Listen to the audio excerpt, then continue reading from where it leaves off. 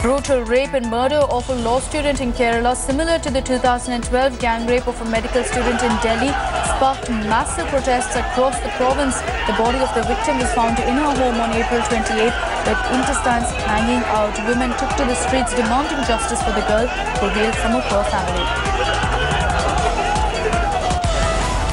The role of police in the Kerala rape and murder has now come under the scanner. India Today has learned from credible sources that the cops ignored multiple complaints from the mother of the victim, who remains in shock. Sources say the victim's mother complained to the police saying her daughter was being harassed, but the police ignored the mother's plea as she's mentally challenged. Minister Oommen Chandy met the family members of the Dalit law student in Ernakulam. He announced 10 lakh compensation to the kin of the victim. Meanwhile, police have taken 3 persons into custody who are currently being questioned. A sketch of the attacker has also been released. A Dalit girl was beaten up by 3 of her classmates at a hostel in Chhattisgarh's Rajnandgaon. She was kicked and beaten up with slippers. The incident was filmed by one of her assailants. The police have registered a case after the video went viral. The attack on the victim appears to be unprovoked, and she does nothing to give back to her attackers. The cops haven't been able to find those who attacked her. The Delhi High Court has wrapped the centre and the Delhi police again on law and order and women's safety in the capital. As the Delhi police presented the data on the crimes against women and the number of acquittals, the court observed that either the investigation process was faulty or police didn't have good lawyers to defend the cases. The Supreme Court has granted the centre time till Friday to apprise it about the feasibility of holding a floor test in the Uttarakhand Assembly. Meanwhile, the centre has said it's seriously considering holding a floor test and would declare the decision on Friday. This comes after the Supreme Court said that former Chief Minister Harish Rawat should be allowed to take a trust vote. RJD Chief and former Bihar Chief Minister Lalu Prasad Yadav, who had earlier described Yoga Guru Ramdev as an industrialist and a capitalist, has turned around and endorsed the Yoga Guru's products. Ramdev was seen gifting Lalu products of Patanjali at his Delhi residence and even applied cream on Lalu's face. All listened well between the BJP and its oldest ally, the Shiv Sena, in a strongly worded editorial in its mouthpiece. The Sena has equated the party with a chameleon. The Sena has attacked the BJP over its changing stance on Hurriyat as well as Jammu and Kashmir. The editorial says that the BJP would have termed the Congress an agent of Pakistan had they behaved in a similar manner. Liquor Baron Vijay Mallya's tenure in the Rajya Sabha has come to an end, with Chairman Hamid Ansari accepting his resignation after he sent a fresh letter with his signature. The decision comes on a day, in fact, that the Ethics Committee of Rajya Sabha, headed by Congress leader Karan Singh, submitted its report recommending his expulsion with immediate effect. A female foreign tourist and her partner were beaten up and abused by officials of the Forest Department at the Beatles ashram in Rishikesh. The scuffle broke out over the entry fee. Now, in her police complaint, the woman has alleged that she was treated offensively by the officials. There was ruckus at a toll plaza in the Gurgaon-Delhi Expressway. The incident happened when the toll operator asked for the RC of an SUV. The driver of the SUV allegedly abused and called his friends, who then ransacked the toll plaza. The incident was caught on CCTV in the toll plaza. A young farmer committed suicide in his field, leaving behind a video naming the people responsible for his death. The farmer blamed a police constable and another person for his death. Allegedly, the duo were blackmailing the farmer over his affair with a local girl. He already had paid money, but the duo continued demanding more money. A Haryana court has slammed the state police for not submitting the statements of rape survivors. The police have been asked to record the statements of witnesses, including the owner of a roadside eatery. The SIT also submitted its status report. Driven by thirst owing to the unbearable heat wave, a leopard jumped into a well in Chhattisgarh's Gariyaband. The leopard was only discovered in the morning when the village women went to fetch water. The leopard in fact roared as the women approached. Soon after, officials from the Forest Department and local police arrived on the spot and managed to take the leopard out.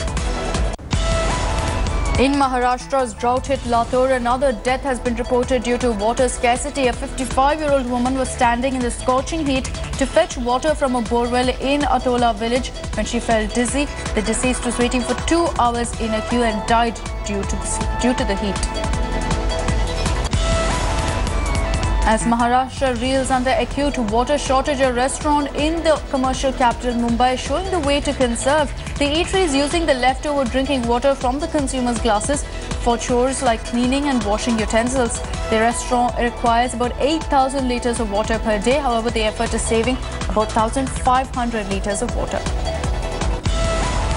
Despite the ongoing water crisis that's hit many parts of Rajasthan, several litres of water was wasted by making a temporary helipad for Chief Minister Vasundhara Raje, who visited Pushkar. Now, several litres of drinking water was continuously poured on the land for 3 days to make it wet and stable for the Chief Minister's chopper to land.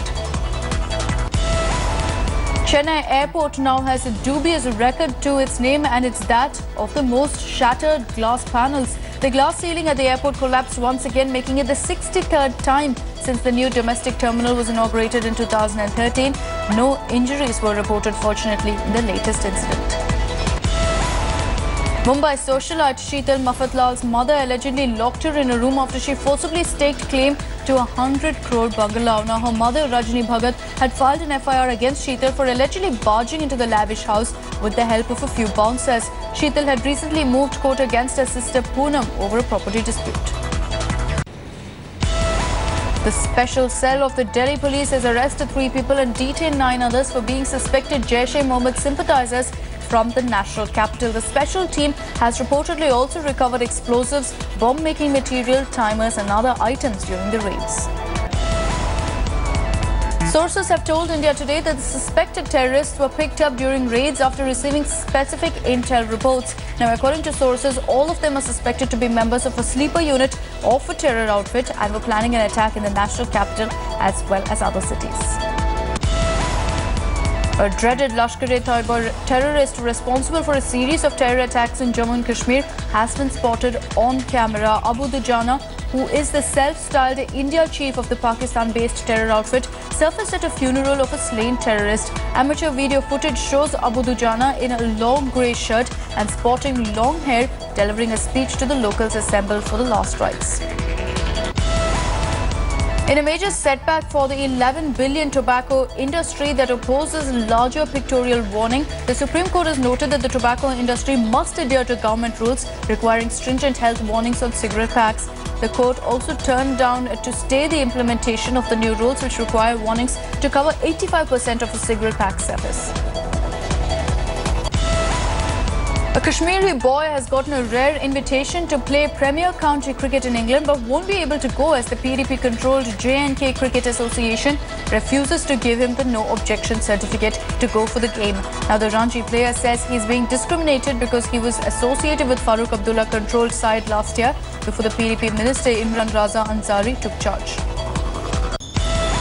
International news now. Donald Trump has become the presumptive Republican presidential nominee with a landslide win in Indiana that drove his principal opponent, Senator Ted Cruz, to bow out of the presidential race. Cruz, who was earlier engaged in a bitter war of words with Trump, announced his decision to drop out of the race even when the counting of votes was still going on in Indiana. At least 2 people were killed and multiple others wounded at a Houston area transportation company by a man with a shotgun. The Harris County Sheriff's Office said it responded to a report of shooting at night transportation but was unable to confirm if there were injuries.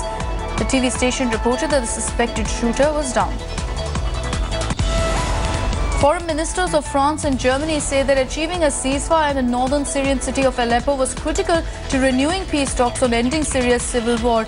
Earlier, Ayrault said that France plans to invite ministers from countries that support Syrian opposition groups to a meeting in Paris to seek ways to break the political and military deadlock in the country. The Syrian government is refusing UN demands to deliver aid to hundreds of thousands of people, including many in Aleppo, the city at the center of an eruption of fighting in the past 2 weeks. Now, the first major ceasefire in Syria's civil war was struck in February that has virtually collapsed in recent weeks, with Aleppo bearing the brunt of the renewed bloodshed. Weddings and funerals have been banned and Pyongyang is in a lockdown as preparations for a party congress in North Korea. The ruling Workers' Party of Korea, headed by Kim Jong-un, is due to stage the first gathering of its kind for 36 years on Friday. Free movement in and out of the capital has been forbidden and there's been an increase in inspections and property searches. In the latest from the sporting world, Kolkata have returned to the top of the table, beating Punjab by 7 runs in a thrilling encounter at Eden Garden. Now, Andre Russell was the star for the home side with figures of 4 for 20 from his 4 overs. After posing an all-round performance against Gujarat, Delhi will now host Pune on Thursday with 5 wins under their belt. Delhi will look to outplay MSD's men with much ease. Pune, on the other hand, have won only 2 out of 8 matches.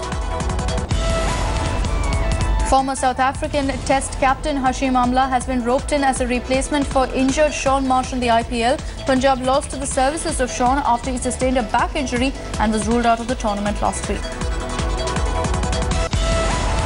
Virat Kohli has been fined 24 lakhs for his team's slow over rate against Kolkata. This is the second time that the Bangalore captain has been penalised for the offence. And the rest of the Bangalore team has been fined 6 lakh rupees each.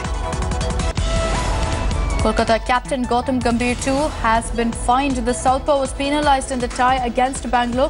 Gambhir was seen kicking a chair in the dugout in a violent fashion as his team approached to victory. The actions cost him 50% of his match fee. Yusuf Pathan and Andre Russell spoiled them up.